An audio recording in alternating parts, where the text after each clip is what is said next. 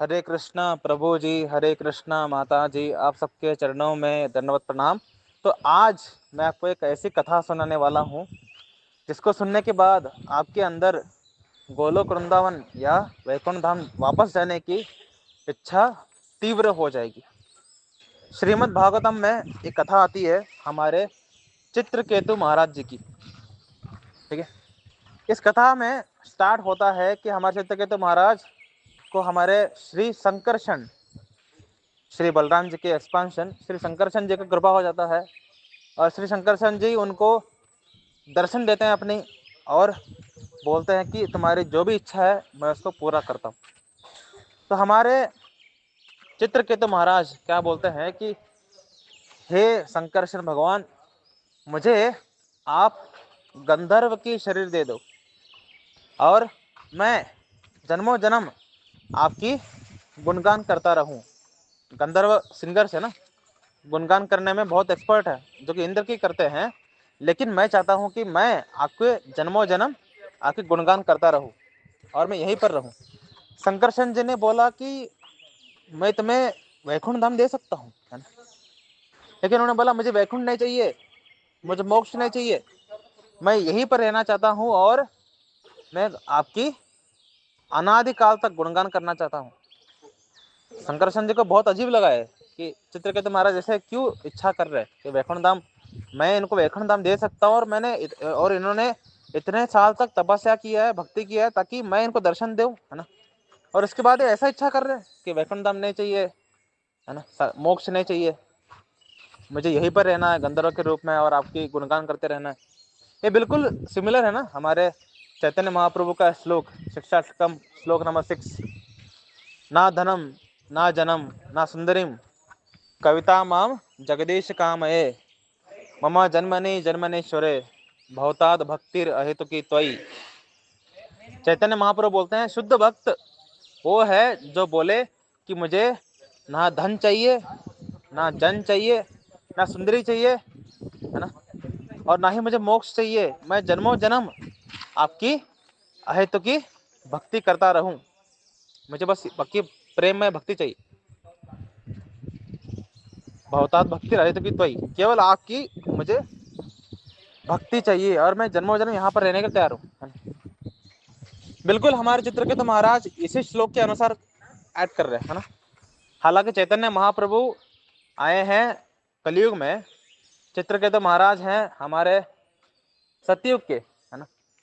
लेकिन सतयुग में रहकर भी वो जो कलयुग में आने वाले चैतन्य महाप्रभु ने जो बोलने वाला श्लोक है वो ऑलरेडी उसका पालन कर रहे थे सतयुग में। कौन सा श्लोक, है ना, ना धनम ना जन्म, शिक्षाष्टकम श्लोक नंबर 6, है ना।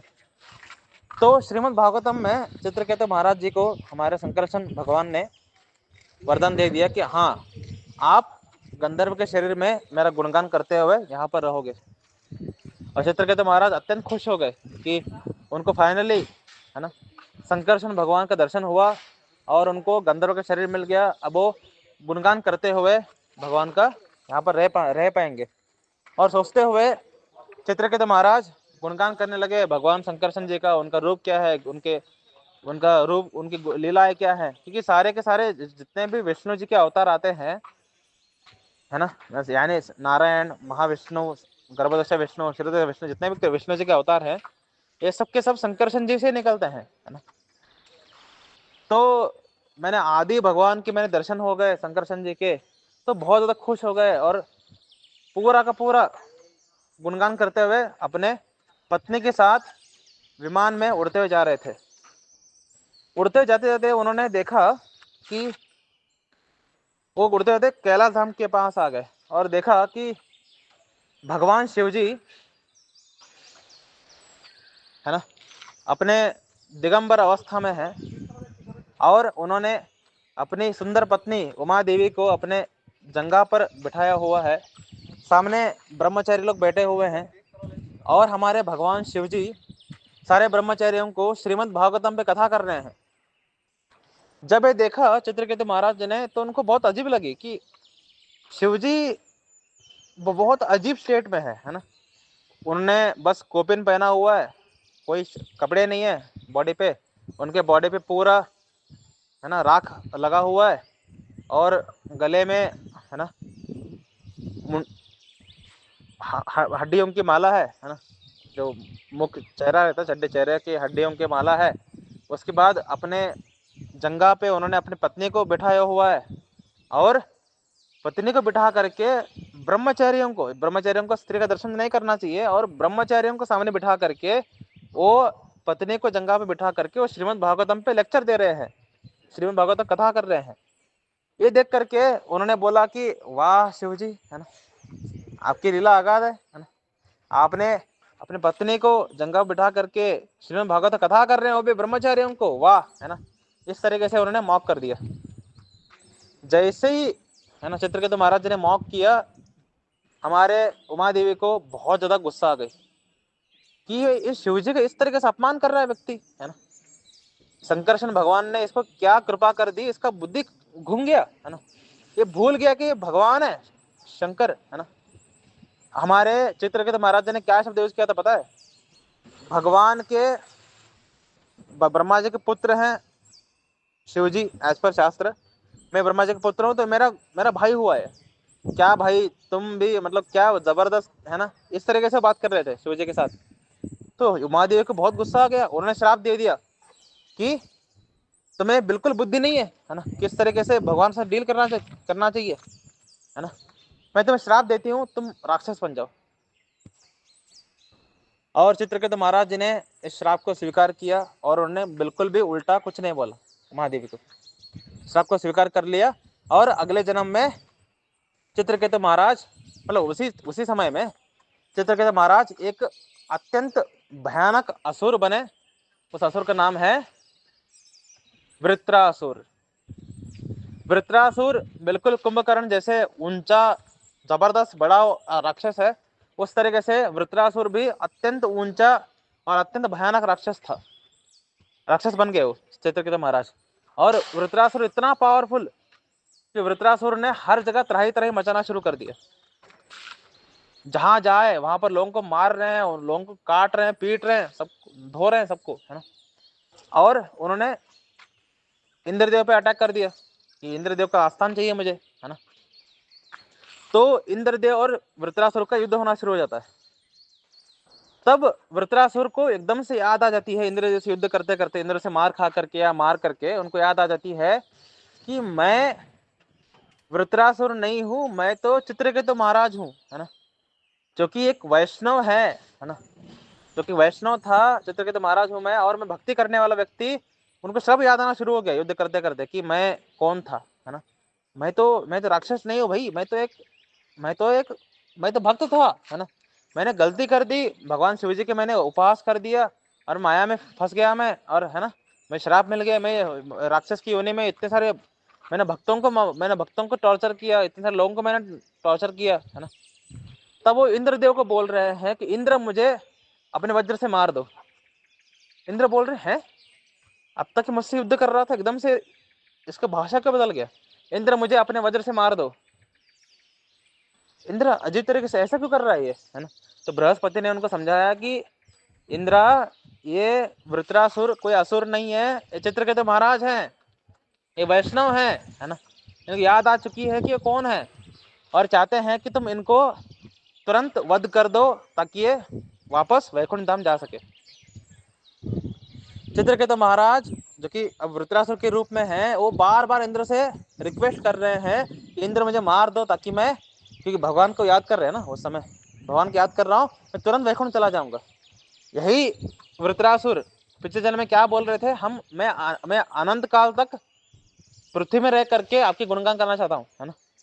वही वृत्रासुर जब समझे कि माया कितनी डेंजरस है यहाँ पे, है ना, तो उन्होंने रोने लग गए इंद्रदेव के सामने, रोने लग गए कि इंद्र तुम मुझ पर वज्र का प्रहार क्यों नहीं कर रहे। और इंद्र यहाँ पर टेंशन में, कि इंद्र समझ रहा था ये राक्षस है, बृहस्पति ने समझा दिया कि ये वैष्णव है। इंद्र संकोच कर रहे हैं कि मैं वैष्णव पर वज्र कैसे प्रहार करूं, वैष्णव अपराध लग जाएगा मुझे, है ना। अब तो ये व्यक्ति याद भी आ चुका है कि वैष्णव है ना। अब मैं वैष्णव के ऊपर, है ना, वज्र का प्रहार कैसे करूं, है ना। इंद्रदेव फुल टेंशन में। यहाँ पर वृत्रासुर इंद्रदेव को रिक्वेस्ट किया जाए, इंद्रदेव मान नहीं रहे। वृत्रासुर को बहुत गुस्सा आ गई। वृत्रासुर ने इंद्रदेव पर अटैक कर दिया कि तुम मुझे अगर नहीं मार सकते तो मैं खुद तुम पर अटैक करूंगा, तुम्हें विवश करूंगा मुझे मारने के लिए। और इंद्रदेव जो इंद्रदेव पर अटैक कर दिए, उनका बड़ा सा मुख लेकर आ रहे हैं और हाथ में इतना बड़ा उनका तलवार है ना, उसको लेकर आ रहे हैं और इंद्रदेव को मारने वाले हैं। इंद्रदेव अब क्या करे भाई बचने के लिए, और उन्होंने वज्र निकाला अपना और वृत्रासुर के सर पर फेंक दिया। वृत्रासुर का गला उड़ गया और वृत्रासुर का जो आत्मा था, यानी चित्रकेतु महाराज जी का आत्मा था, वैकुंठ धाम चला गया। तो यहाँ पर इस श्रीमद् भागवतम के लेक्चर में जितने भी आचार्यगण हैं, है ना, हमारे श्रीला प्रभुपाद जी हैं, परपॉट में लिखते हैं। आप एब्सोल्युटली श्रीला प्रभुपाद जी आचार्य गणों के परपॉट्स को ही लिख रहे हैं, अपना खुद का कुछ अलग परपॉट नहीं लिखते हो। थोड़ा थोड़ा आज के ज़माने के लिए जो रिलेवेंट है उसको लिखते हैं, बाकी सारा परपॉट ऊपर के आचार्यों का रहता है। तो ऊपर के आचार्य लिख रहे हैं कि संसार बहुत भयानक है, हमें कभी भी इस संसार में रहने की इच्छा नहीं करना चाहिए। एक जीवात्मा का एकमात्र लक्ष्य होना चाहिए कि जल्द से जल्द वापस अपने घर वापस जाए। प्रभा जी लिख रहे हैं अ डेवोटी शुड डेस्परेटली, है ना, devotee should desperately work so that he can go back to Godhead, है ना, ऐसा कुछ इंग्लिश में लिख रहे हैं। तो श्रील प्रभुपाद लिख रहे हैं कि एक व्यक्ति को इस तरीके से कार्य करना चाहिए कि वापस हो अपने धाम, अपने घर चला जाए, है ना। आप बताओ चैतन्य महाप्रभु के इस बात को हम कैसे समझे इस वाक्य में, है ना, कि श्रीमद् भागवतम में सारे आचार्यगण बोल रहे हैं कि तुम्हें जल्द से जल्द इस भयानक संसार से निकलना चाहिए, क्योंकि इस संसार में कभी भी कुछ भी हो सकता है।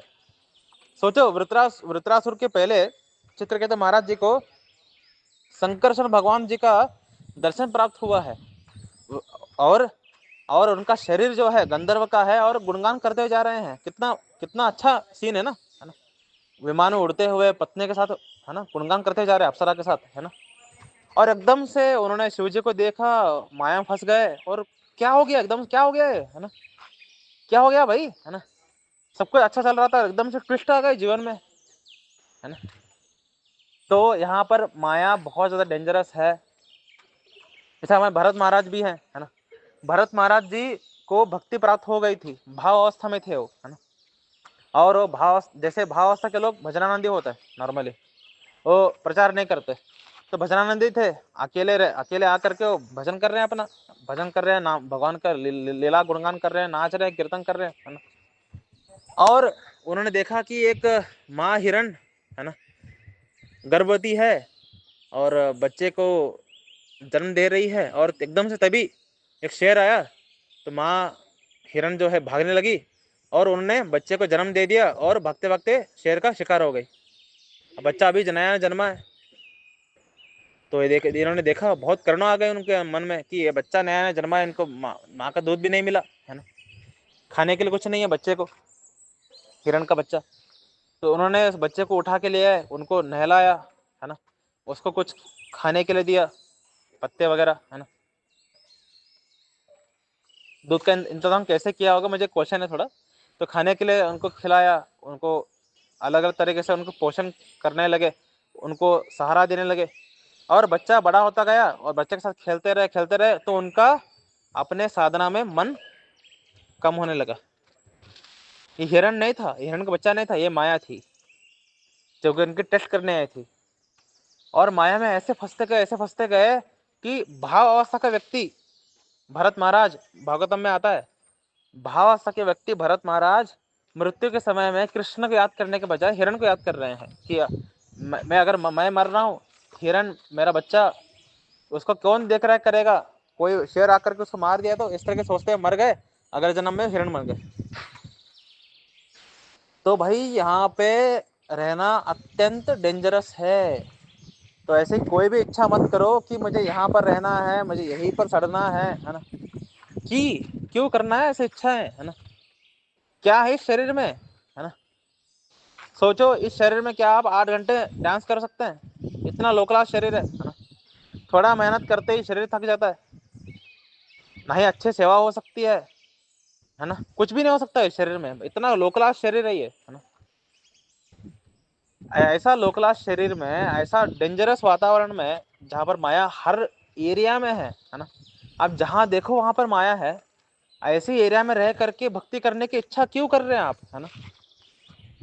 आपको जल्द से जल्द वापस वैकुंठ धाम जा करके या गोलोक वृंदावन जा करके नित्य सेवा करने की कोशिश करना चाहिए। लेकिन अब क्वेश्चन ये आता है कि श्रीमद् भागवतम एक एक वाक्य बोल रही है, चैतन्य महाप्रभु एक अलग वाक्य बोल रहे हैं, है ना। श्रीमद् भागवतम में कहीं पर भी ऐसा वाक्य नहीं है कि व्यक्ति को इधर भौतिक जगत में रहने की इच्छा करना चाहिए, कि मैं भौतिक जगत में ही रहूं और मैं आपके बस गुणगान करता रहूं, भक्ति करता रहूं, मुझे मोक्ष की जरूरत नहीं है, मुझे वैकुंठ की जरूरत नहीं है ना। ऐसा पूरा श्रीमद् भागवतम में कहीं पर वाक्य नहीं आता। तो ये चैतन्य महाप्रभु ऐसा डेंजरस वाक्य क्यों बोल दिया, है ना। तो चैतन्य महाप्रभु बोल रहे हैं कि मोक्ष की इच्छा करना भी इंद्रिय तृप्ति है, शुद्ध भक्ति नहीं है। तो चैतन्य महाप्रभु हमें ये इंस्ट्रक्शन नहीं दे रहे कि तुम्हें इसी जगत में रह करके भक्ति करना है, नहीं। वो बोल रहे हैं मोक्ष की इच्छा मत रखो, इतना ही। तो चैतन्य महाप्रभु के वाक्य को गलत मीनिंग निकाल करके ऐसा कभी इच्छा मत करना कि भगवान के सामने कि भगवान मुझे वैकुंठ की जरूरत नहीं है, मुझे गोलोक वृंदावन की जरूरत नहीं है ना। मुझे आप हमेशा इधर ही रखो, है ना, और भक्ति करता रहूं। कब माया अटैक करेगी आप पे, कब घूम जाओगे, कब कब 84 लाख योनि में घूमना शुरू कर दोगे, पता ही नहीं चलेगा, है ना।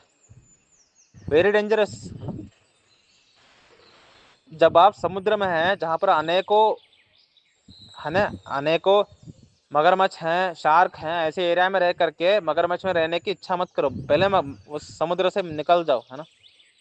बहुत डेंजरस समुद्र है ये, है ना। ये भौतिक जगत में हर एरिया में भेड़िए हैं माया के, है ना, है ना। आप थोड़ा गलती करोगे ऐसा भेड़िया आकर के खा लेगा आपको। तो ऐसा डेंजरस एरिया में कभी भी रहने की इच्छा ना करे, है ना, है ना।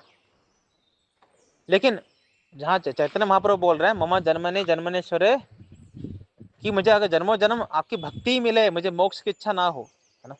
कि मोक्ष का मतलब क्या है, इंद्रिय तृप्ति। कि मोक्ष की इच्छा कौन करता है नॉर्मली, चैतन्य महाप्रभु बोल रहे हैं जो कि भौतिक जगत से फ्रस्ट्रेट हो चुके हैं, है ना। भौतिक जगत में रह रह करके इतना मार खा लिया माया से, है ना। फ्रस्ट्रेट होकर के बोल रहे हैं कि मुझे मोक्ष चाहिए। एक भक्त फ्रस्ट्रेट होकर के मोक्ष नहीं मांग रहा, है ना। बहुत अंतर है इसमें। एक भक्त बोल रहा है कि मुझे भक्ति चाहिए, है ना। तो भक्ति तुम यहाँ पर करो या गोलोक वृंदावन में, सेम है। सो चैतन्य महाप्रभु हमें कभी भी ऐसा गलत इंस्ट्रक्शन नहीं दे सकते कि आप इसी जगत में रहो, सड़ते रहो लोकला शरीर में और भक्ति करते रहो। ऐसा बकवास उन्होंने इंस्ट्रक्शन नहीं दिया। उन्होंने मोक्ष की इच्छा मत रखो ऐसा बोला है, कि फ्रस्ट्रेट होकर के मोक्ष की इच्छा मत करो, है ना। बस शुद्ध भक्ति करते रहो, भगवान मोक्ष फ्री में देते हैं, है ना। तो इसका रियल मीनिंग ये है ना। ठीक है। तो एक व्यक्ति को भगवान की नित्य सेवा में जाने की इच्छा रखनी चाहिए कि इस जगत में पग पग में डेंजर है ना। आप क्या जैसे अनेक हम देखते हैं ना, अनेकों बड़े बड़े सन्यासी गिर रहे हैं। आपको लगता है हम टिक पाएंगे इस माया के एरिया में, है ना? क्यों टिकना है भाई, क्यों टिकना ही क्यों है ना। टिकना ही क्यों है, पहले यहाँ से भागने की इच्छा रखो, है ना, कि भगवान मुझे इस माया से निकालिए, है ना। जैसे हमारे श्रीला प्रभुपाद लिखते हैं भागवतम में, इसी इसी कॉन्टेक्स्ट में जब चल रही है, श्रीला प्रभुपाद लिखते हैं कि श्रीला प्रभुपाद लिखते हैं कि एक व्यक्ति को किस तरीके से नाम जप करना चाहिए। जैसे माँ जो बच्चा है ना, जो कि बच्चा है, जो बच्चा है जो सोया हुआ है ना, और उसको वो चल नहीं सकता, वो खुद से कुछ नहीं कर सकता। तो माँ को जब भूख लगती है तो माँ को रोते हुए चिल्लाता है, माँ आओ मुझे भूख लगी है। तो खुद से चल भी नहीं सकता, खुद से कुछ कर ही नहीं सकता, है ना। इतना वो डिपेंडेंट है माँ के ऊपर, रोता है चिल्लाता है। इस तरीके से एक व्यक्ति को नाम जप करना चाहिए कि हे माँ, मतलब कृष्णा, मुझे आ करके संसार से निकालिए। मैं कुछ नहीं, मैं इतना जकड़ गया हूँ माया के चंगुल में कि मैं यहाँ पर कुछ नहीं कर पा रहा है ना। इस तरीके से एक व्यक्ति को भगवान को याद करते हुए जपना चाहिए। तो हमें श्रीला प्रभुपाद जी के इंस्ट्रक्शन को फॉलो करना है। श्रीला प्रभुपाद जी अत्यंत प्रैक्टिकल नॉलेज देते हैं, है ना, कि इस जगत से तुरंत निकलने की प्लान करो। यहाँ पर अटैचमेंट बिल्ड मत करो किसी के लिए, है ना। तुरंत यहाँ से निकलने की प्लान करो, गोलोक वृंदावन जाओ, वैकुंठ जाओ, जहाँ पर आपकी इच्छा है, और भगवान की नित्य लीला में उनकी सेवा करिए। यही जीवन का एकमात्र लक्ष्य है। ठीक है, चलते हैं अगले ऑडियो में।